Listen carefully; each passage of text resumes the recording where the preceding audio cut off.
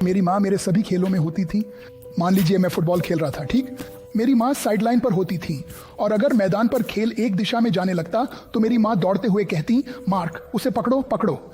मैं कहता, ओह मेरे भगवान। मैं बाकी लड़कों के साथ हडल में जाता। वे कहते, मार्क क्या वह तुम्हारी माँ है? मैं जाता हूं, नहीं, मैंने उसे पहले कभी नहीं देखा।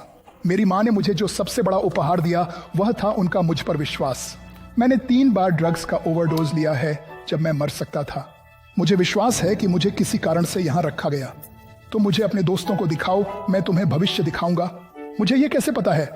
मैं हारने वालों के साथ घूमता था और मैं सबसे बड़ा हारने वाला बन गया, क्योंकि मैंने अपने बचपन के सपनों को उन लोगों के कारण छोड़ दिया जिन्हें मैंने अपने आसपास चुना था, और शायद इसीलिए मैं अब अपने जीवन में कुछ अधूरापन महसूस करता हूँ। मेरे दोस्त मुझे सुबह 2, 3, 4 बजे घर छोड़ते थे। हम नशे में और हाई होते थे, कार में हंसते थे। हम न्यूयॉर्क में मेरे घर के सामने रुकते थे। वे कहते हैं, मार्क मार्क लाइट जल रही है। मैं कहता हूँ, ओह यार मेरी माँ जाग गई है। देखो, मेरी माँ तब तक बिस्तर पर नहीं जाती थी जब तक उसे पता नहीं चल जाता कि बेटा जीवित है। मैं अंदर जाता, वह कहती, हाय मार्क, रात कैसी थी? मैं कहता, अच्छी थी माँ, बस सोने जा रहा हूँ। वह कहती, क्या मैं तुमसे 1 मिनट बात कर सकती हूँ? माँ मैं थका हूँ, जा रहा हूँ, मैं सोने जा रहा हूँ। तो वह कहती, मार्क मैंने तुम्हें पूरे दिन और पूरी रात नहीं देखा, क्या मैं तुमसे बात कर सकती हूँ?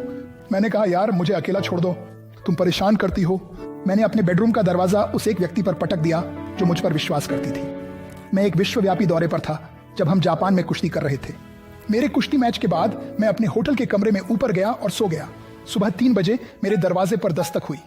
मैं बिस्तर से उठा और सुरक्षा खिड़की से देखा और देखा कि वह एक जापानी प्रमोटर था। मैंने दरवाजा खोला और उसने कहा, मार्क तुम्हें घर फोन करना चाहिए, एक आपात स्थिति हो गई है। मैं होटल के कमरे में जाकर फोन इस्तेमाल किया। मैंने अमेरिका में फोन किया और कहा, हे क्या हो रहा है? तो उन्होंने कहा, मार्क मुझे नहीं पता कि तुम्हें यह कैसे बताऊं। मैंने कहा, बस मुझे बताओ क्या हुआ। अचानक वे रोने लगे।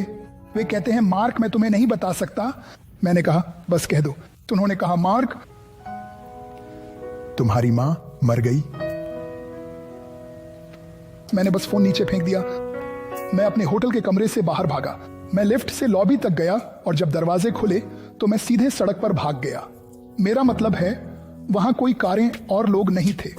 यह सुबह 3 बजे था और मैं हिरोशिमा जापान की एक सड़क के बीच में चल रहा था, और मुझे अच्छी तरह से याद है कि ऊपर देखते हुए कह रहा था, मां मुझे माफ कर दो। मैं उसके अंतिम संस्कार के लिए घर आया और मैं उसके ताबूत के पास जाने के लिए बहुत घबराया हुआ था, इसलिए मैं बस पीछे खड़ा रहा और दूर से देखता रहा। मैं सोचता रहा, माँ कृपया जाग जाओ, कृपया उठ जाओ माँ। मैं बस यही सोचता रहा कि माँ आप जाग जाओ। और आखिरकार मुझे हिम्मत मिली।